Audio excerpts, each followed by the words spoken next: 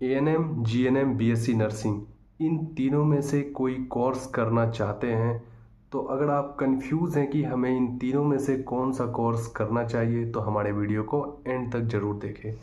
तो सबसे पहले हम बात करते हैं एएनएम के बारे में। अगर आप एएनएम कोर्स करना चाह रहे हैं तो एएनएम कोर्स जो है इसका फुल फॉर्म पहले होता है कि एक्सिलरी नर्सिंग मिडवाइफरी, इसका फुल फॉर्म होता है। तो ये कोर्स 2 साल का होता है और ये कोर्स जो है कि बेसिकली लड़की लोग करती है, ओनली फॉर गर्ल्स। तो ये कोर्स 2 साल का होता है। अगर आप ये कोर्स करने के बाद कहीं जॉब के लिए जाते हैं तो जॉब आपको मिल भी जाती है आसानी से। आपको करना क्या होता है, हॉस्पिटल एरिया में जाके आपको जो है डिलीवरी पेशेंट का केयर करना होता है। डिलीवरी पेशेंट का केयर डिलीवरी होने के बाद केयर करना पड़ता है, डिलीवरी होने के पहले केयर करना पड़ता है और डिलीवरी टाइम केयर करना पड़ता है। तो चलिए अब हम बात करते हैं जीएनएम की। ऐसे एक एएनएम कोर्स 10th लेवल पे भी होता है, ठीक है। चलिए आप बात करते हैं जीएनएम की। जीएनएम कोर्स जो है इसका फुल फॉर्म होता है general nursing midwifery. General nursing midwifery ये कोर्स 3 साल का होता है जिसमें कि 6 महीना इंटर्नशिप करना होता है। 3 साल का कोर्स हो गया और 6 महीना इंटर्नशिप करना होता है। तो अगर आप 3 साल कोर्स और 6 महीना इंटर्नशिप अच्छे से कर लेते हैं तो अगर आपको किसी भी हॉस्पिटल एरिया में जॉब के लिए जाना होता है तो आपको करना क्या होता है, मैं इसके बारे में बताता हूँ। सबसे पहले ये जानिए कि ये कोर्स जो है आप 12th लेवल पे कर सकते हैं। आपका बायोलॉजी कंपलसरी होना चाहिए। अगर आपका साइड से मैथ भी है तो कोई दिक्कत नहीं है, हो जाएगा। तो चलिए अब हम बात करते हैं कि हॉस्पिटल एरिया में क्या काम करना होता है। अगर आप किसी प्राइवेट जगह पे काम करते हैं तो वहाँ पे आपको जनरल पेशेंट का केयर करना होता है। लाइक जो पेशेंट आईसीयू में एडमिट है, या जो पेशेंट एसआईसीयू में एडमिट है, या जो पेशेंट इमरजेंसी में एडमिट है, या जो पेशेंट गायनी में एडमिट है, या जो पेशेंट एमआईसीयू में एडमिट है। या इतने सारे वार्ड होते हैं एक हॉस्पिटल में और भी कई तरह के वार्ड होते हैं। तो इसमें आपकी ड्यूटी लगती है। तो इसमें आपको जो पेशेंट एडमिट है उनका केयर करना होता है। उनका जो मेडिकेशन टाइम टू टेबल देना पड़ता है, उनका फीडिंग टाइम टू टेबल देना पड़ता है, उनका हर एक घंटे में वाइटल्स वगैरह लेना पड़ता है। तो जैसा पेशेंट का सिचुएशन होता है उसके अकॉर्डिंग आपको काम करना होता है, ठीक।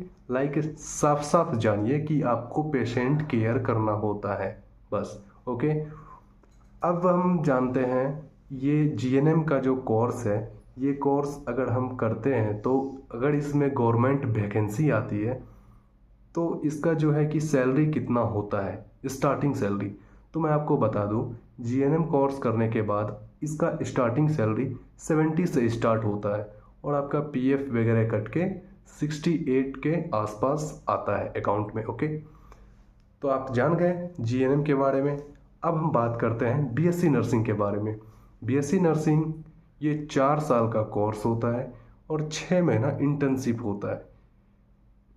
4 साल का कोर्स, 6 महीना इंटर्नशिप होता है, ठीक है। और ये कोर्स जो है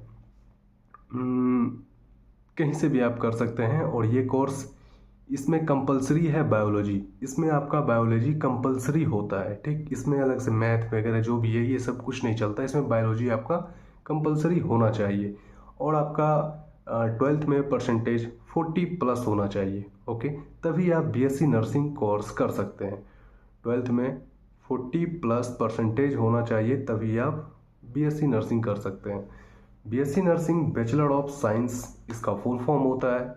और ये कोर्स करने के बाद आप क्या क्या कर सकते हैं मैं इसके बारे में बताता हूँ, अच्छे से डिटेल से आप ध्यान से सुनिए।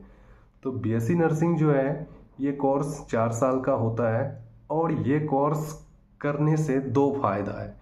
अगर किसी को क्लिनिकल में इंटरेस्ट है तो वो हॉस्पिटल साइड में जाके कोर्स कंप्लीट होने के बाद हॉस्पिटल साइड में जाके काम करे। लाइक जैसे जीएनएम पेशेंट केयर देते हैं वैसे बीएससी वालों भी पेशेंट केयर देंगे, वो कहाँ पे, हॉस्पिटल एरिया में जाके। लेकिन डिफरेंट यही होगा कि जीएनएम का सैलरी से थोड़ा सा ज़्यादा बीएससी का सैलरी रहेगा और कोई डिफरेंट नहीं। बाकी वर्क जो है दोनों का सेम वर्क होता है, ओके।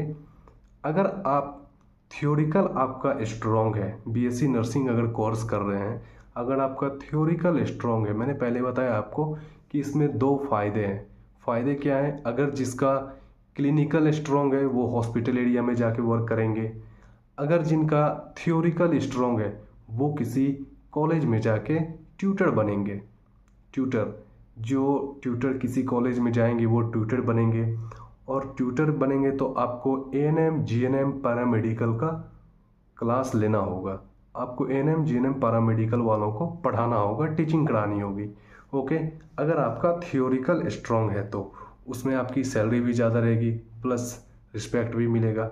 लेकिन हॉस्पिटल एरिया में वही जाते हैं जिसका प्रैक्टिकल स्ट्रॉन्ग होता है। एक इंटरेस्ट की भी बात होती है।